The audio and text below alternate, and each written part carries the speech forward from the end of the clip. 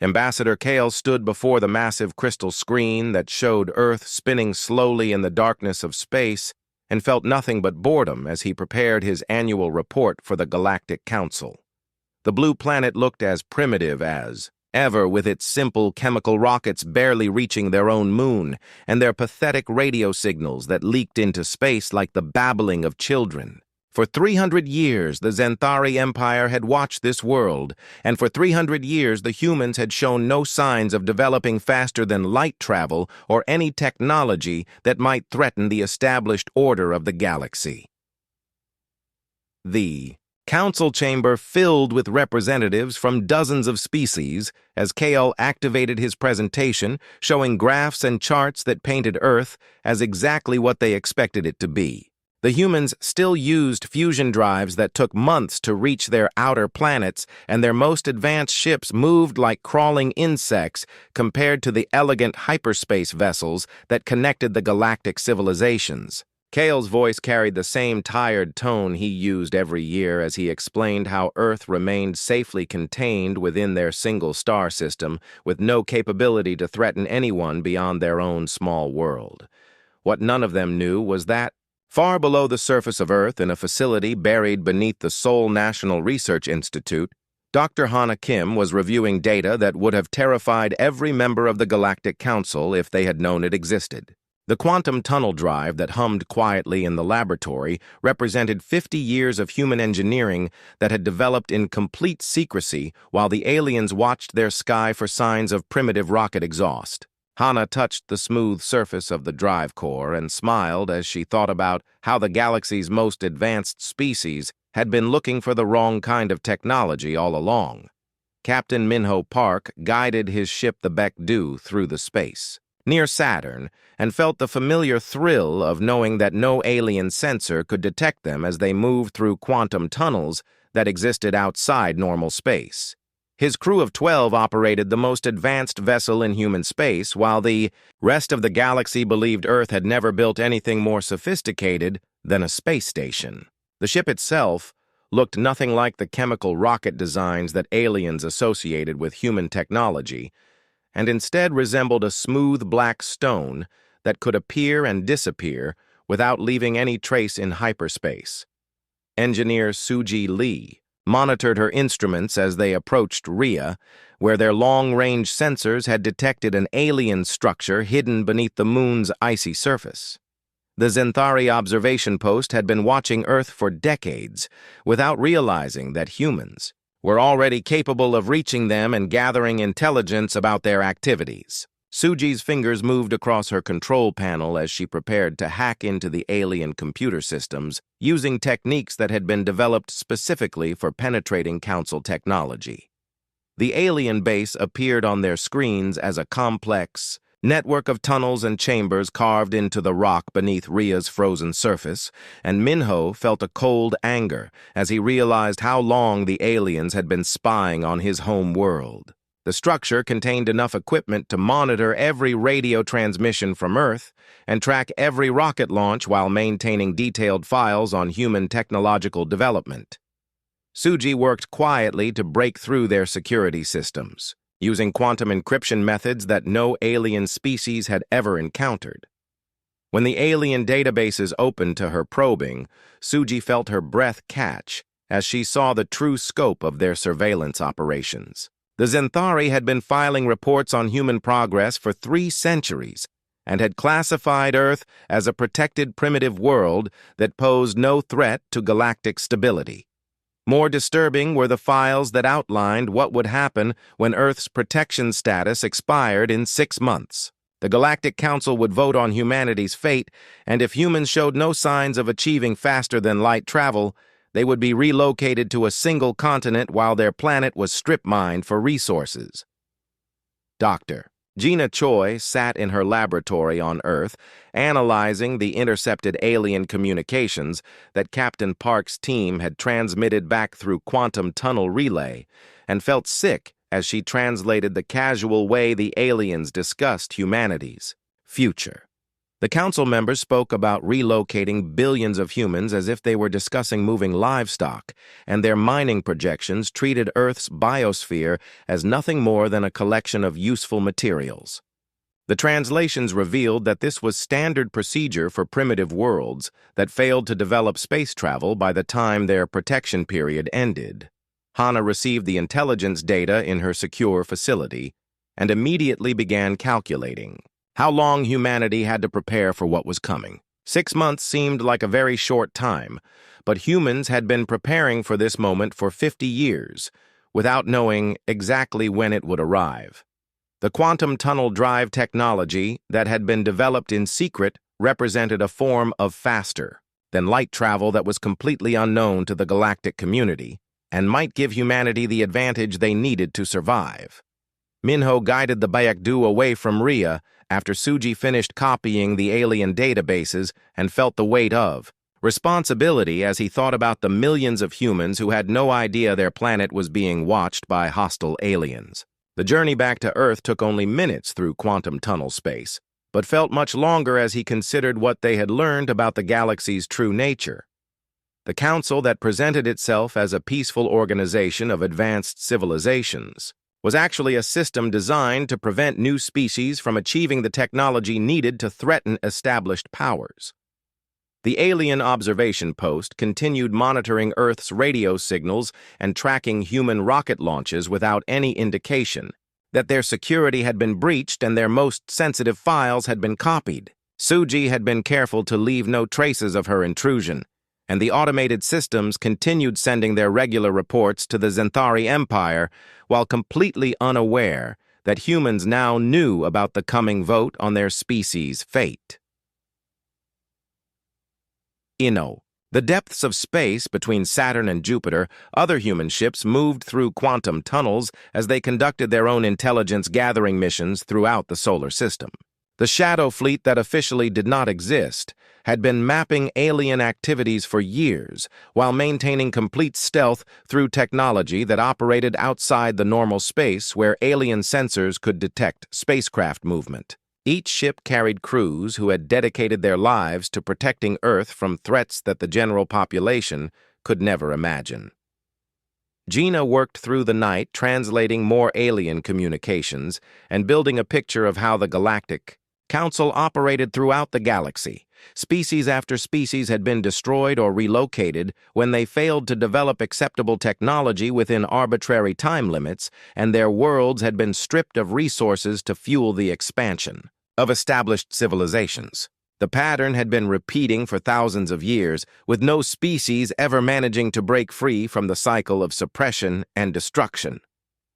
Hana stood before the quantum tunnel drive and thought about all the humans who had worked in secret for decades to develop technology that could save their species from the fate that had befallen so many others.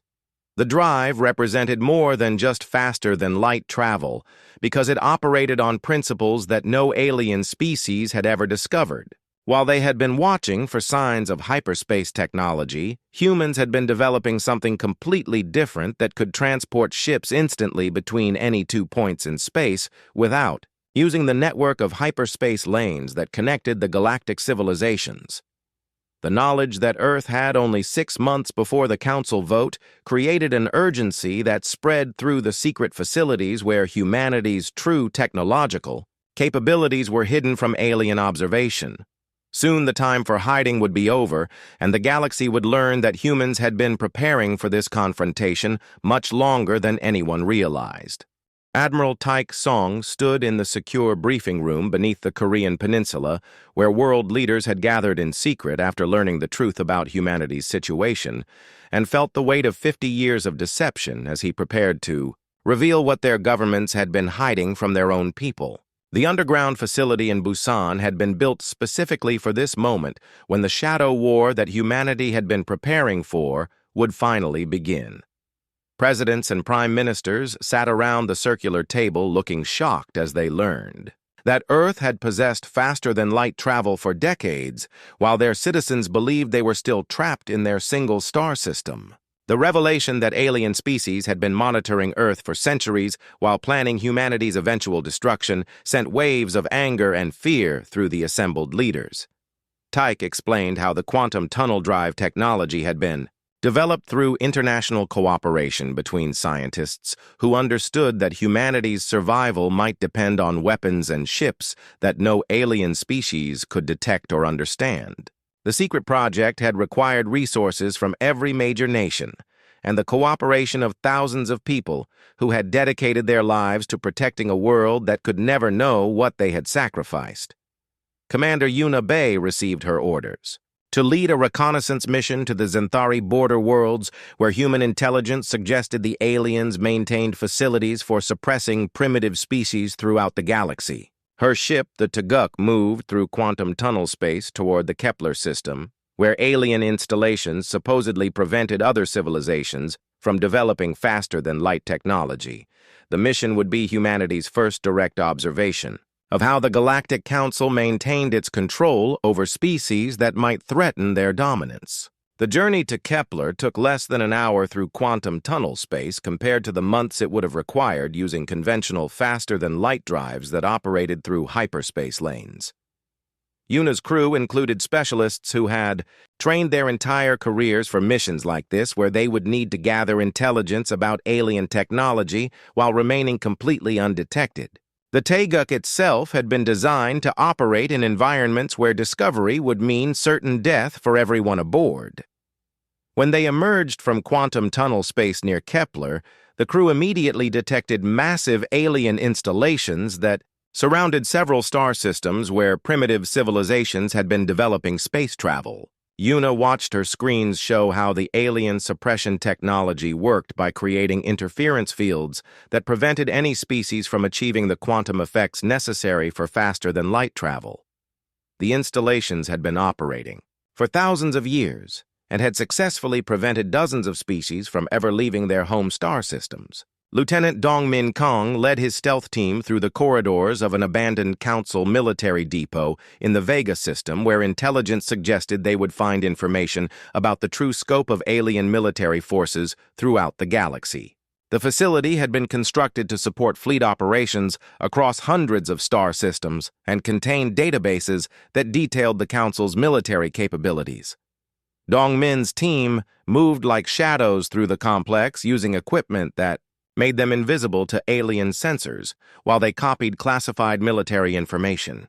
The data they recovered painted a picture of military forces so vast that humanity seemed completely outmatched by any conventional measure of strength.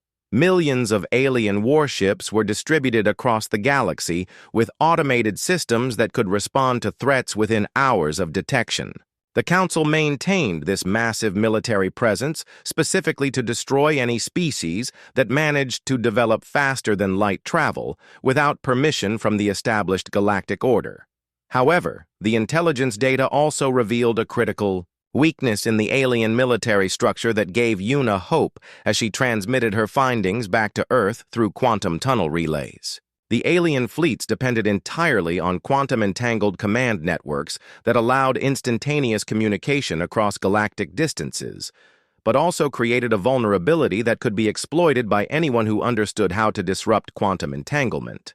The aliens had never encountered an enemy capable of quantum tunnel technology, and their defenses were designed around threats that operated through hyperspace. Dr. Hana Kim worked frantically in her laboratory to refine the quantum tunnel drive, technology that would give human ships capabilities no alien force had ever faced in battle. While aliens focused on preventing human development of conventional, faster-than-light drives, they had never considered that humans might develop something completely different that operated outside the physical laws that governed hyperspace travel. Human ships could appear anywhere in space without warning and disappear just as quickly without leaving any trace that conventional sensors could detect. The secret shipyards that had been hidden on Luna Mars and throughout the asteroid belt began revealing themselves as Colonel Sunho Lim coordinated the activation of facilities that had been constructed over decades of careful planning. Automated factories that had been disguised as mining operations suddenly came online to produce warships that incorporated quantum tunnel drive technology into designs that no alien species would recognize as threatening. The ships looked nothing like the chemical rockets that aliens associated with human space technology, and instead resembled geometric shapes that could phase in and out of normal space. Yuna's reconnaissance mission discovered that the Council's suppression technology had prevented hundreds of species from achieving interstellar travel over thousands of years of galactic history. Entire civilizations had been trapped in their home systems and eventually destroyed when they failed to develop technology that the Council had made impossible for them to discover.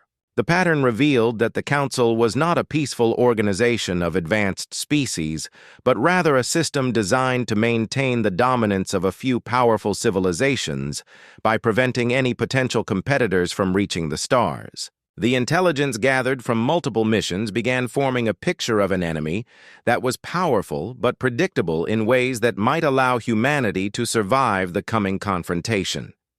Alien technology had remained essentially unchanged for millennia because their suppression of other species had also prevented them from encountering new ideas or innovations that might challenge their established methods. The Council's assumption of technological superiority had made them complacent about threats they could not imagine.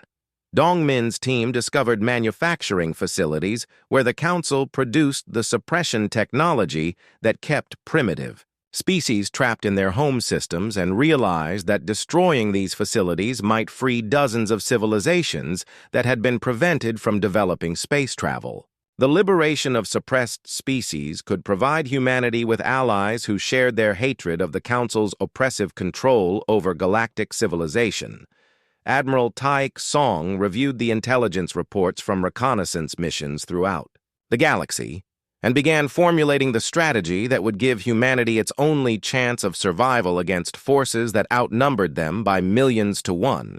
The key would be using quantum tunnel technology to strike at targets that aliens believed were completely secure while coordinating attacks across multiple star systems simultaneously. Human forces would need to move faster than the alien command. Networks could respond and strike with precision that would cripple their ability to coordinate a counterattack. The secret facilities on Earth worked around the clock to prepare weapons and ships that incorporated technologies the Council had never encountered in thousands of years of galactic warfare. Human engineers combined quantum tunnel drives with weapon systems that could phase in and out of normal space to deliver attacks that would seem impossible to defend against. The ships themselves were designed to operate independently of any command structure that aliens might target because each crew had been trained to continue fighting, even if all communication with Earth was severed. Hana made the final adjustments to the quantum tunnel drive systems that would allow human ships to not only travel instantaneously between any points in space, but also to use quantum tunnels as weapons by creating unstable spatial rifts near enemy targets. The technology represented a form of warfare that no alien species had ever imagined because it operated on principles that their physics had never discovered. Human ships would be able to attack from directions that did not exist in normal space and retreat to locations that conventional sensors could never detect. As the deadline for the Council vote approached, humanity prepared to reveal capabilities that would shock the galaxy and demonstrate that the species they had dismissed as primitive had been preparing for war longer than any of them realized. The Galactic Council chamber filled with representatives from across the galaxy as they gathered to vote on Earth's fate, and Councillor Vrex of the Cathara Federation stood to address the assembly with words that would seal humanity's doom. His speech outlined the dangerous, innovative tendencies that human monitoring had revealed over the past 3 centuries and argued that their unpredictable nature made them a threat to galactic stability. The vote proceeded exactly as it had for thousands of other primitive species, with each representative casting their decision without any real consideration for the billions of lives that hung in the balance.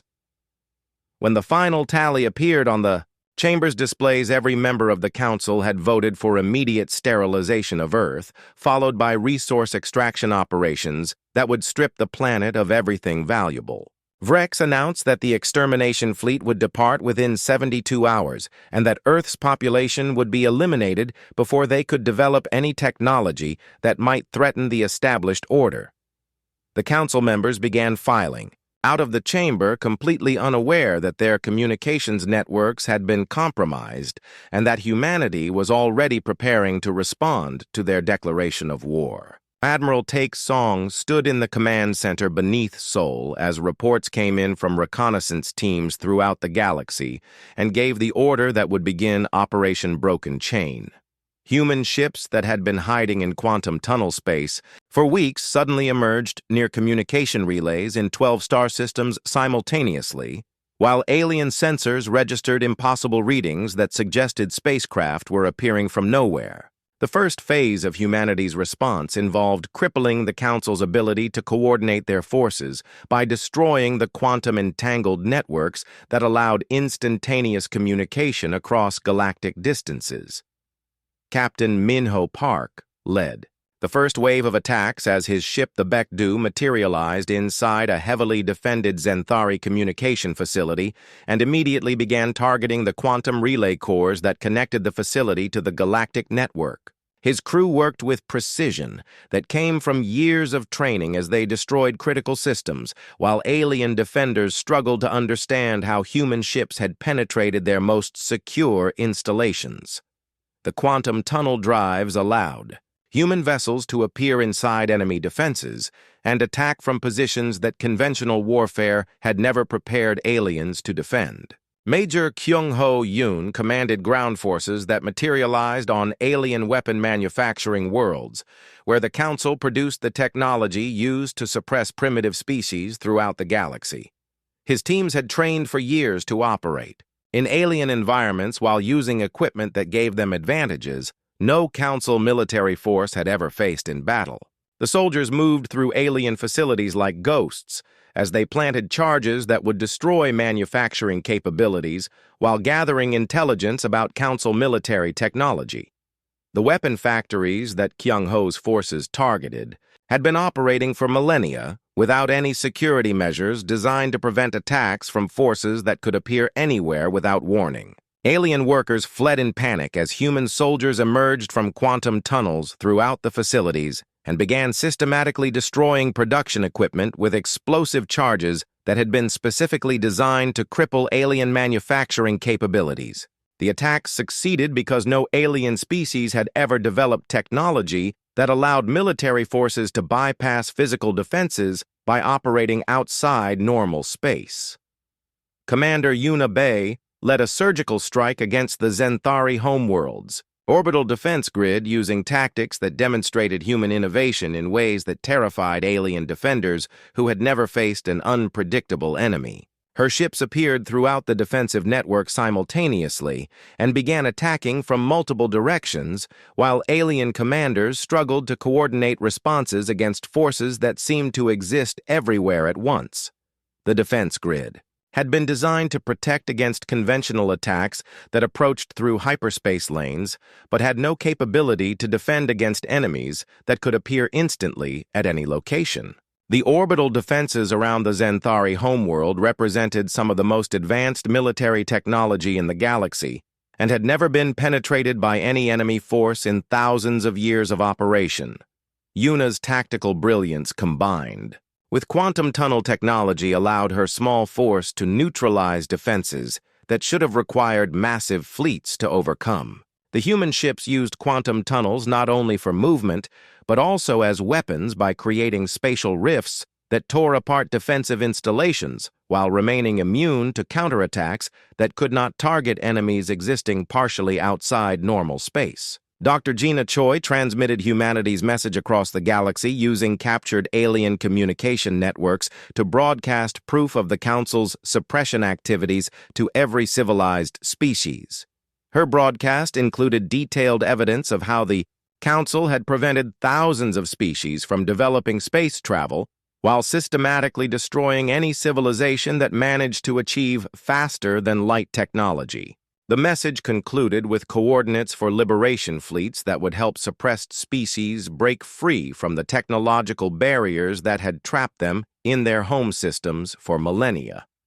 The galactic broadcast revealed for the first time how the Council maintained their dominance through fear and suppression rather than the peaceful cooperation they claimed to represent. Species throughout the galaxy learned that their failure to develop faster-than-light travel was not due to their own limitations, but because of deliberate interference designed to prevent them from becoming threats to established powers. Gina's message provided technical specifications that would allow suppressed species to overcome the barriers that had kept them trapped while offering military support from human liberation fleets. As reports of human attacks spread throughout the galaxy, the Council's extermination fleet emerged from hyperspace near Earth, expecting to find a defenseless, primitive world, protected only by chemical rockets and simple defensive satellites. Instead, they discovered a solar system, defended by thousands of human vessels that had appeared without any hyperspace signatures to indicate their arrival. The alien fleet commanders stared at their sensors in disbelief as they realized that humanity possessed technology they had never encountered and military capabilities that should have been impossible for a species they had classified as primitive. The space battle that erupted above Earth became the largest military engagement in galactic history as human defenders used quantum tunnel technology to attack the alien fleet from every direction simultaneously. The aliens found themselves fighting an enemy that could appear anywhere without warning, while their own forces remained limited to conventional movement through hyperspace that human sensors could predict and counter. Human ships phased in and out of normal space as they delivered attacks that seemed to come from impossible directions before disappearing to locations that alien weapons could not target. The Council's military commanders had trained for thousands of years to fight conventional wars against enemies that operated according to the same physical laws that governed all known faster-than-light technology. They had never prepared for battles against forces that could exist partially outside normal space and attack from dimensions that their sensors could not detect. The human defenders demonstrated tactics that seemed to violate the basic principles of warfare by attacking from everywhere at once while remaining essentially immune to counterattacks. Admiral Take Song coordinated the defense of Earth while simultaneously directing liberation campaigns throughout the galaxy as human forces struck at Council installations in hundreds of star systems. The quantum tunnel drive technology allowed humanity to fight on multiple fronts simultaneously while maintaining communication networks that operated outside the hyperspace channels that aliens used for military coordination. Human commanders could respond to threats and opportunities across galactic distances, while alien forces struggled to maintain basic communication between their scattered fleets. The revelation that humanity had been preparing for this confrontation for decades while developing technology that made conventional faster-than-light travel obsolete sent shockwaves throughout the galactic community. Species that had accepted their inability to reach the stars suddenly learned that their limitations had been artificially imposed by suppressors who feared competition from innovative civilizations. The war that began as a council attempt to eliminate a primitive threat became a galactic revolution, as suppressed species throughout the galaxy joined human liberation forces in destroying the system that had kept them trapped for millennia. Captain Minho Park received reports from his reconnaissance teams indicating that Council forces throughout the galaxy were in complete disarray as their command networks failed and their secure installations fell to human attacks that seemed to come from nowhere. The aliens had never faced an enemy capable of striking anywhere without warning, while remaining essentially invisible to conventional detection methods. Their military doctrine assumed that all threats would operate according to the same technological limitations that governed their own forces, and they had no strategies for. Fleet Admiral Hee-Jin Nam watched from the command bridge of her flagship as alien reinforcements continued pouring into Earth's solar system through hyperspace lanes, while human defenders used quantum tunnel technology to maintain defensive positions that should have been impossible to hold against such overwhelming numbers. The battle above Earth had been raging for 18 hours as Council forces from across the galaxy converged on humanity's home world in the largest military operation in their history. Hyejin coordinated defensive formations that took advantage of quantum tunnel drives to create the illusion that human forces were everywhere at once, while actually using relatively few ships to defend against millions of alien attackers. The alien reinforcement fleets arrived expecting to overwhelm Earth's defenses through sheer weight of numbers, but found themselves fighting an enemy that could not be pinned down or destroyed using conventional tactics. Human ships appeared behind alien formations before disappearing into quantum tunnel space and reappearing in completely different locations to attack from unexpected directions. The Council's military commanders had never faced an enemy that could ignore the basic limitations of space and time that governed all conventional warfare, and their battle plans became useless against forces that operated according to completely different rules. Captain Suji Lee commanded her own vessel, the Sejong, and demonstrated the tactical flexibility that had made human forces so effective against alien technology by using quantum tunnels not just for movement, but as weapons that could deliver devastating attacks from dimensions that alien defenses could not protect against. Her crew had discovered that quantum tunnel drives could create unstable spatial rifts near enemy targets that would tear apart even the largest alien battleships without requiring direct engagement. Suji's innovation of dropping asteroids directly into enemy formations through quantum tunnels created confusion among alien commanders who could not understand how solid objects were appearing inside their defensive screens. The weapon systems that human ships used in combat represented advances in physics that no alien species had achieved despite having thousands of years to develop their technology. While aliens relied on energy weapons and kinetic projectiles that operated according to conventional physics, human forces used quantum manipulation to create attacks that seemed to violate the basic laws of the universe. Alien shields and armor that had been designed to protect against known weapons proved completely useless against attacks that existed partially outside normal space. Throughout the galaxy, General Bo Young-an coordinated liberation campaigns that were freeing species that had been suppressed by Council technology for thousands of years. The human liberation fleets provided not only military support, but also the technical knowledge that allowed primitive civilizations to overcome the barriers that had prevented them from developing faster than light travel. Species that had been trapped in their home systems for millennia suddenly gained access to the stars and joined human forces in attacking Council installations throughout the galaxy. The Vorthak of Kepler 442b had been one of the first species to benefit from human liberation technology, and they rebuilt their ancient star-faring civilization within weeks of learning how to bypass Council suppression fields. Their crystalline ships joined human fleets in attacking Council facilities, while their advanced mathematics helped human scientists improve quantum tunnel drive efficiency. The partnership between humans and liberated species created a military force that grew stronger with every system they freed from Council control.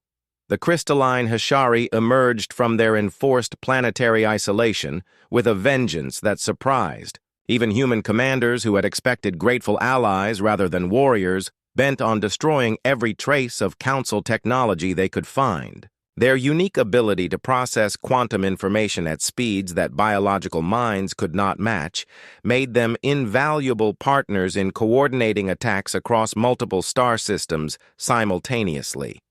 The Hashari's hatred of their former suppressors drove them to develop new applications for quantum tunnel technology that human engineers had never considered. Dr. Hana Kim made a breakthrough in quantum field manipulation that allowed human ships to phase partially out of normal space-time and exist in multiple dimensions simultaneously. The new technology meant that human vessels could become essentially invulnerable to conventional attacks while maintaining the ability to strike at enemies who remained trapped in normal space. Ships equipped with the advanced phasing technology could pass through solid matter and appear inside enemy vessels to deliver attacks from within their own hulls. Commander Woojin Ryu used the new phasing technology to lead his fleet through the Zenthari homeworld's planetary shields, without triggering any of the defensive systems that had been designed to protect the planet from conventional attacks. His ships materialized directly above the Zenthari capital city and began broadcasting surrender demands, while alien defenders struggled to understand how enemy forces had bypassed defenses that no weapon in the galaxy had ever penetrated. The psychological impact of human ships appearing inside supposedly impregnable defenses created panic among alien populations who had believed their technology made them invulnerable. The demonstration that human technology could bypass any defensive system that operated according to conventional physics principles sent waves of fear throughout the remaining Council forces. Military commanders, who had spent their careers studying how to protect against known weapons, found themselves completely helpless against enemies that could ignore physical barriers entirely. The realization that human ships could appear anywhere, at any time without warning, made it impossible for alien forces to establish secure positions or safe zones. Across the galaxy, alien civilizations that had supported the Council's suppression policies began reconsidering their positions as human liberation forces demonstrated capabilities that made resistance seem futile.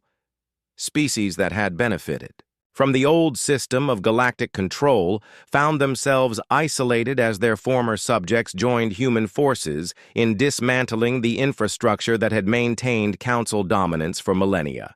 The political structure that had governed the galaxy for thousands of years began collapsing as the military power that enforced it proved unable to deal with revolutionary technology.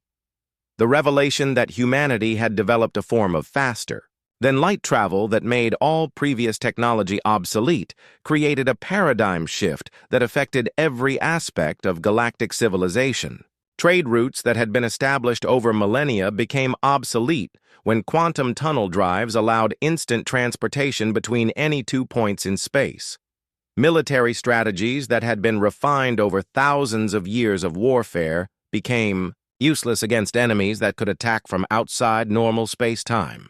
Ambassador Kyle, who had dismissed humanity as primitive in his reports to the Council, now found himself desperately attempting to negotiate surrender terms as human forces systematically dismantled every major Zenthari military installation. The same aliens who had voted for humanity's extermination were now begging for mercy from the species they had planned to destroy. Kale's attempts at negotiation were complicated by the fact that human forces seemed to appear everywhere at once, and no alien commander could be certain they were communicating with the actual leadership rather than just another tactical deception. The space battle above Earth continued as a demonstration of human military capabilities rather than a serious threat to the planet's defenses. Admiral Hyejin Nam allowed some alien forces to survive the engagement specifically so they could return to their homeworlds and report what they had witnessed. The psychological warfare value of aliens describing impossible human tactics to their own military commanders was more valuable than simply destroying every enemy ship that entered the solar system. The Council's military doctrine had been based on the assumption that all civilizations would develop similar technologies and fight according to similar principles, but human forces operated according to completely different rules that made conventional military thinking obsolete. Alien commanders found themselves trying to fight an enemy that could be everywhere and nowhere simultaneously, while their own forces remained bound by the limitations of normal space-time. The realization that their entire understanding of warfare had become irrelevant created a collapse in alien military morale that spread throughout their remaining forces. Human liberation fleets reported success after success as they freed suppressed species throughout the galaxy, while Council forces proved unable to mount effective resistance against enemies they could not predict or counter. The war that had begun as an attempt to eliminate humanity before they could develop threatening technology had become a complete reversal of galactic power structures. The Council's assumption that their technological superiority made them invulnerable had created the very conditions that allowed a truly innovative species to develop weapons they could not defend against. Captain Suji Lee transmitted tactical data to other human commanders showing how quantum tunnel technology could be used to create defensive networks that were essentially impregnable to conventional attacks. President Dalsu Kim stood before the newly formed Galactic Assembly 6 months after the first human warship had revealed itself to the galaxy and addressed representatives from hundreds of species that had gained their freedom from council suppression. The massive chamber on the liberated world of Kepler 442b had been constructed to accommodate delegates from civilizations that varied wildly in size and biology, but shared the common experience of having been denied their rightful place among the stars.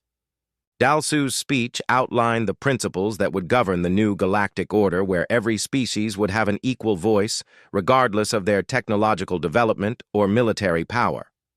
The transformation of galactic civilization had proceeded, faster than anyone had imagined possible as liberation forces swept away thousands of years of oppressive control in a matter of months. Species that had been trapped in their home systems for millennia suddenly found themselves with access to technologies that allowed them to explore the galaxy and develop their own unique contributions to the community of starfaring civilizations. The Galactic Assembly represented not just a new form of government, but a complete revolution in how different species related to each other. Admiral Taik Song oversaw the conversion of former Council military bases into research stations where liberated species could work together to push the boundaries of science and technology. The facilities that had once been used to suppress innovation now became centers of discovery where different forms of intelligence could combine their unique perspectives to solve problems that no single species could tackle alone.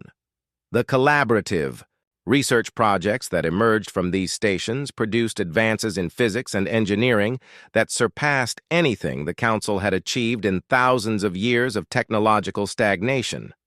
The galaxy experienced a renaissance of innovation as barriers to development were removed and species were free to pursue their own technological paths without fear of suppression or destruction.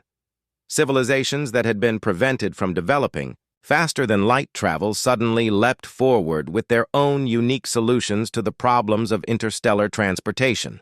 The diversity of approaches to space travel created a rich ecosystem of technological exchange that benefited every species in the Galactic Assembly. Dr. Hana Kim led the Terra Galactic Technology Consortium in helping other species develop their own versions of advanced faster-than-light travel while ensuring that no single civilization could dominate the others through technological superiority. The consortium shared human quantum tunnel drive technology freely while helping each species adapt the principles to work with their own unique understanding of physics. Rather than hoarding their technological advantages, humans chose to elevate all spacefaring civilizations and create a galactic community based on cooperation rather than domination. The decision to share rather than monopolize quantum tunnel technology represented a fundamental choice about what kind of galactic civilization humanity wanted to help create. Human leaders understood that lasting peace required balance rather than dominance, and that the security of Earth depended on creating a galaxy where no species felt threatened by the technological advantages of others. The Terra Galactic Technology Consortium became a model for how advanced civilizations could share their knowledge while respecting the autonomy of less developed species. Commander Yuna Bay explored the galactic core leading mixed-species crews on voyages that would have been impossible under Council restrictions. Her expeditions discovered ancient ruins of civilizations that had been destroyed by the Council millions of years before and recovered artifacts that revealed the true history of galactic civilization. The archaeological evidence showed that the Council's oppressive system was just the latest in a cycle of technological suppression that had been repeating for eons as each dominant civilization tried to prevent others from challenging their power. The ruins that Yuna's teams discovered contained records of dozens of galactic empires that had risen and fallen over millions of years of history. Each empire had eventually developed technology to suppress primitive species and had been destroyed. When a truly innovative civilization managed to break through their barriers, The Council had been convinced that their system was permanent, but the archaeological evidence showed that every attempt to freeze technological development had eventually failed when faced with sufficient innovation and determination. Captain Minho Park commanded the first intergalactic exploration mission using refined quantum tunnel drives that could transport ships across the vast emptiness between galaxies in a matter of hours. His crew included representatives from 12 different species who worked together to explore the Andromeda Galaxy and search for other civilizations that might have developed beyond the limitations that had trapped so many species in their home galaxy. The mission represented humanity's commitment to exploration and discovery rather than conquest and domination. The journey to Andromeda revealed that other galaxies contained their own versions of suppressive galactic empires that prevented primitive species from developing space travel. Minho's final log entry described discovering civilizations that had been trapped for millions of years by technological barriers similar to those the Council had used. His words reflected humanity's growing understanding that their struggle against oppression was part of a universal pattern that repeated wherever intelligent life developed the technology to travel between stars. Dr. Gina Choi presented her xenoarchaeological findings to the Galactic Assembly and revealed that the cycle of technological suppression had been repeating throughout the universe for billions of years. Each time a species developed revolutionary space technology, they faced the choice between becoming suppressors themselves or breaking the cycle entirely by sharing their knowledge freely. The historical evidence showed that most civilizations chose suppression because it seemed to offer security but ultimately created the conditions for their own destruction when more innovative species developed technologies they could not control. The revelation that the Council was not unique in its oppressive policies but part of a universal pattern of technological stagnation created a sense of responsibility among the members of the Galactic Assembly. The choice facing galactic civilization was whether to repeat the mistakes of the past or create something genuinely new that would allow all species to develop their full potential. The decision to share technology rather than hoard it represented a conscious choice to break a cycle that had been destroying civilizations for billions of years. The final scene of transformation showed children from dozens of species learning together in schools across the galaxy where their textbooks described the dark age when travel between stars was controlled by fear and suppression. The young students called this period the time before the stars opened and studied it as an example of how technological advancement without wisdom could create systems that ultimately destroyed themselves. The educational curriculum emphasized cooperation and innovation while teaching the historical lessons that showed how suppression inevitably led to stagnation and eventual collapse. 1 year after the liberation of galactic civilization, Captain So-Min Lee prepared to command humanity's first trans-universal exploration vessel equipped with quantum tunnel drives that could potentially breach the barriers between different universes. As the younger sister of engineer Suji Lee, she had grown up hearing stories about the secret war against Council suppression and had dedicated her career to pushing the boundaries of exploration beyond anything previous generations had imagined possible. Her mission represented humanity's commitment to discovery rather than conquest, as they prepared to explore realms of existence that no species had ever reached. The Trans-Universal Exploration Program represented the ultimate expression of the principles that had guided humanity through their conflict with the Council. Rather than using their technological advantages to dominate other species, humans continued to push the boundaries of what was possible while sharing their discoveries with any civilization that wanted to learn. The quantum tunnel drives that had originally been developed as weapons of survival had evolved into tools for exploration that could potentially connect infinite universes filled with intelligent life. So-Min's ship carried with it a simple message from Earth that summarized humanity's philosophy and their commitment to breaking cycles of oppression wherever they encountered them. The message read, "The universe is vast enough for everyone," and would be transmitted to any civilizations they encountered during their exploration of realms beyond normal space-time.